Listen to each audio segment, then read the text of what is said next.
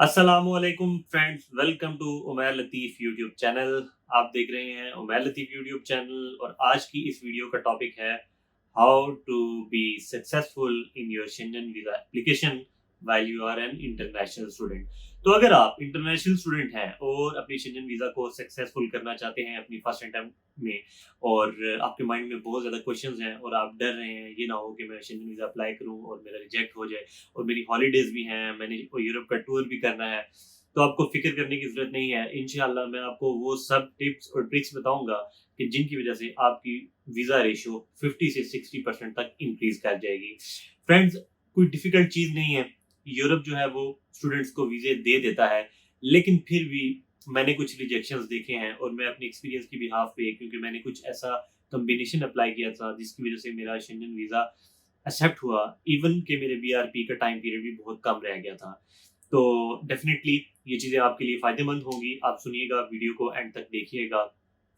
Friends, अगर हम बात करें शेंजन वीज़ा की फॉर्म फिलिंग की कि आपने फॉर्म कैसे फिल करना है, आपने अपॉइंटमेंट कैसे लेनी है, तो बिलीव मी उस पे there is a lot of content already on YouTube. उस पे आपको बहुत ज़्यादा वीडियोज़ मिल जाएँगी। आप एक-एक बार चीज़ को देखेंगे, आपको चीज़ें समझ आ जाएँगी। लेकिन इस वीडियो में स्पेसिफ़िकली मैं इसको इसीलिए बना रहा हूँ कि आप ये अंडरस्टैंड कर जाएँ कि आपने कौन-कौन सी ऐसी मिस्टेक्स को अवॉइड करना है और अपनी एप्लीकेशन को कंफ्यूजिंग होने से बचाना है और एक अपने टाइम पीरियड में अपनी हॉलीडेज को अवेल करना है और यूरोप का टूर आपने सक्सेसफुल करना है। तो ये तमाम चीज़ें तभी पॉसिबल हैं अगर आप इस वीडियो को गौर से सुनें, एंड तक देखें, ताकि मैं अपना एक्सपीरियंस आपके साथ अच्छे तरीके से डिलीवर कर सकूँ। सबसे पहले हमारे पास आ जाता है पर्पस ऑफ स्टे और पर्पस ऑफ ट्रैवल, जिसे मोस्टली एसओपी भी कहा जाता है। इसकी कंडीशंस डिफरेंट होती हैं डिफरेंट वीज़ाज़ में। सम टाइम आपको एसओपी बहुत एक्सप्रेसिव वे में बनाना होता है, उसको बहुत लॉन्ग लिखना होता है, उसमें बहुत ज़्यादा आपने स्पेसिफिक रहना होता है।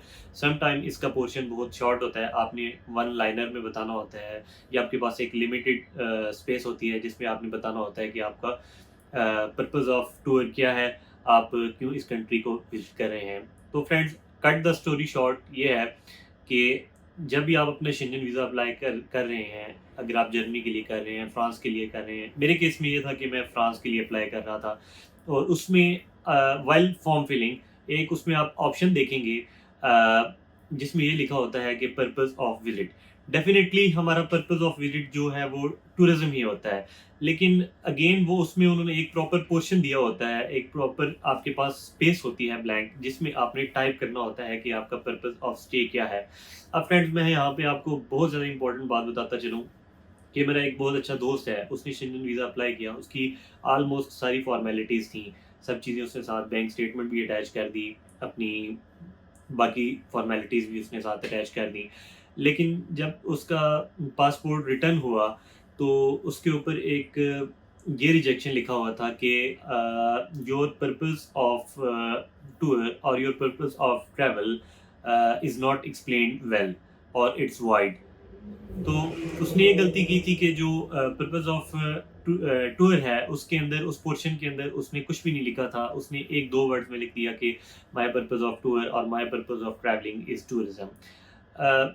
डिपेंड करता है, सम टाइम आपकी एप्लीकेशन एक शॉर्ट से एक्सप्लेनेशन के साथ एक्सेप्ट हो जाती है, लेकिन दिस इज़ द प्रोसेस कि अगर आपकी एप्लीकेशन गो थ्रू होती है और उनको लगता है कि इसमें कोई कमी है, लाइक अगर आपने अपना पर्पस अच्छे तरीके से डिफाइन नहीं किया हुआ, तो वो उनके पास ये राइट है कि वो आपका वीज़ा रिजेक्ट कर दें।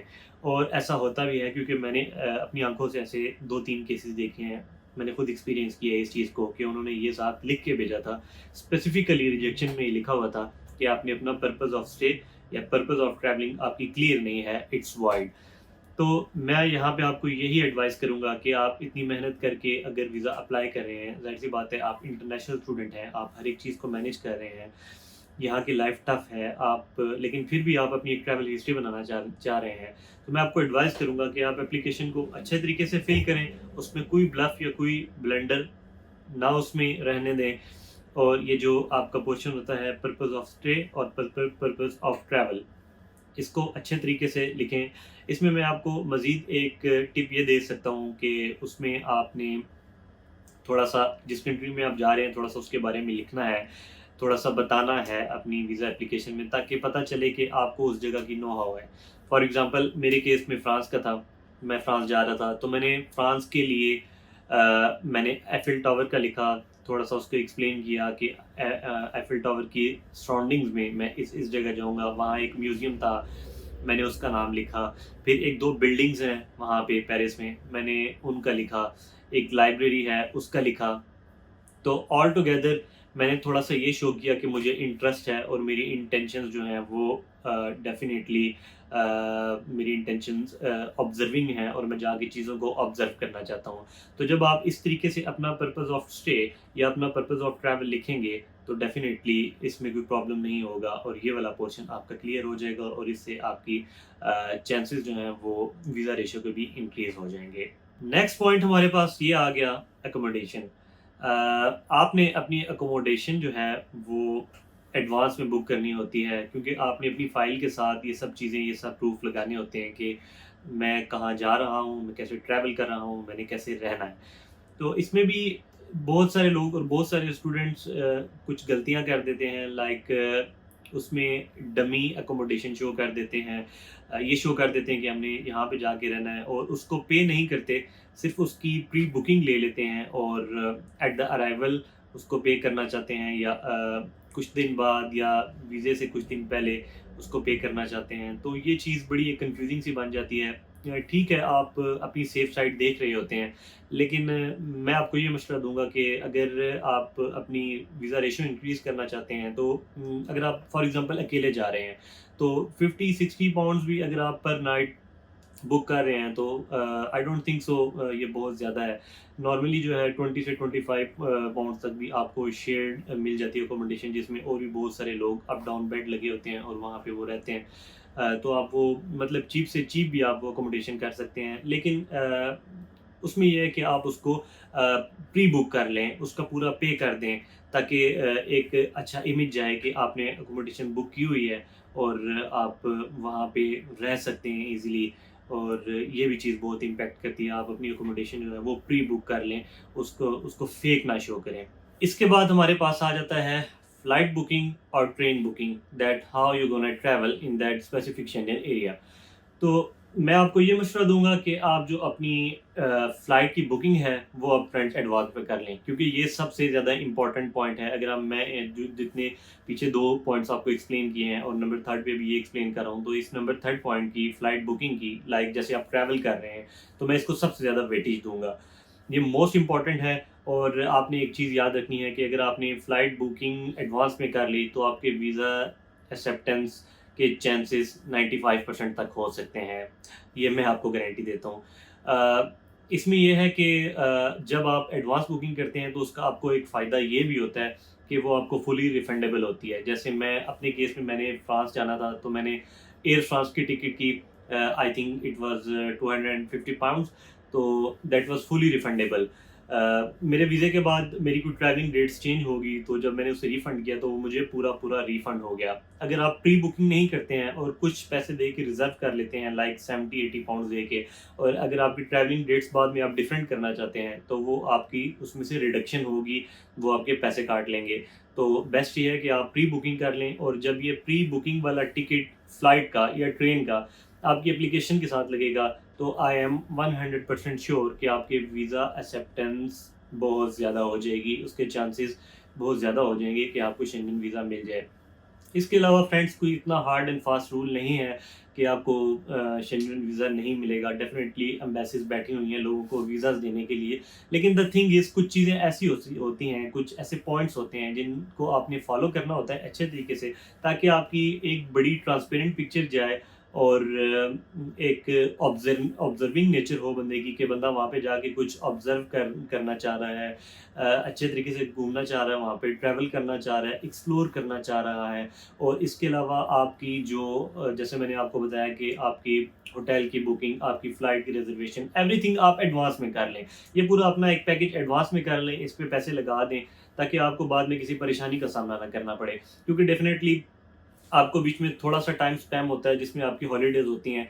आप ये भी प्लान कर रहे होते हैं कि हमने शेंजन से वापस आके हम अपने बैक होम जाना चाह रहे हैं, पाकिस्तान या इंडिया और wherever you belong to, तो उसके लिए ये है कि आप सब चीज़ें अच्छे से कर लें ताकि टाइमली आपका डिसीजन भी आ जाए और आप टूर भी कर लें। मैं अपनी तरफ से ये ऐड करना चाहूँगा कि जब भी आप शेंजन एरिया में जाएँ, तो जो डेट्स आपने इंटेंड की हों कि हमने इन डेट्स में ट्रैवल करना है, कोशिश करें कि उन डेट्स पे रहें। जब आपका वीज़ा एंड हो रहा है, तो टाइम से पहले अपनी कंट्री में वापस आएँ, जहाँ पे जो आपका ओरिजिन है उसमें आप वापस आएँ, जहाँ पे आप एज़ अ स्टूडेंट हैं। देर ना करें, क्योंकि चीज़ें अफ़ेक्ट कर सकती हैं आपके स्टेटस को, यूके में आपके स्टेटस को चीज़ें अफ़ेक्ट कर सकती हैं। रूल्स को फ़ॉलो करें, वहाँ पे जाके कोई ऐसा काम ना करें जिसकी वज़ह से आपको किसी परेशानी का सामना करना पड़ जाए। ट्रैवलिंग करें तो अपने डॉक्यूमेंट्स को ख़ास तौर पर ध्यान से सँभाल के रखें, क्योंकि मेरे साथ ऐसा हुआ था कि जर्मनी में मेरे डॉक्यूमेंट्स मिसप्लेस हो गए थे और जिसकी वज़ह से मुझे बहुत ज़्यादा परेशानी का सामना करना पड़ा था। आखिर में आपको अपने चैनल की तरफ से, अपनी तरफ से एक गुड डीड मैसेज दे दूँ कि आप जहाँ पे भी रहते हैं अपनों का ख़्याल रखें, लोगों की हेल्प करें ज़्यादा से ज़्यादा, और जितना हो सके चैरिटी करें। अपने लोगों के लिए भी और दूसरे लोगों के लिए भी चैरिटी करें, और अगर आप इस दुनिया में रह रहे हैं तो एक पॉजिटिव इंसान बन के रहें। आपके लेफ्ट राइट पे अगर कोई भी है तो उसको आपकी वज़ह से प्रॉब्लम ना हो। मैं मिलूँगा आपको नेक्स्ट वीडियो में। अगर शेंजन वीज़ा के रिलेटेड फिर भी कुछ अप डाउन कोई क्वेश्चन आपके माइंड में है, कुछ चीज़ें रह जाती हैं, हमसे वीडियोज़ में भी काफ़ी चीज़ें मिस हो जाती हैं। कुछ भी अगर आपके माइंड में है तो आप मुझे ईमेल भी कर सकते हैं। मेरे इंस्टाग्राम का लिंक डिस्क्रिप्शन में है, आप वहाँ भी जा सकते हैं। और अब रेगुलर इस चैनल से वीडियोज़ आएँगी। आपका इस वीडियो को देखने का बहुत-बहुत शुक्रिया। मिलते हैं नेक्स्ट वीडियो में। अल्लाह हाफ़िज़। अपना बहुत-बहुत ख़्याल रखिएगा।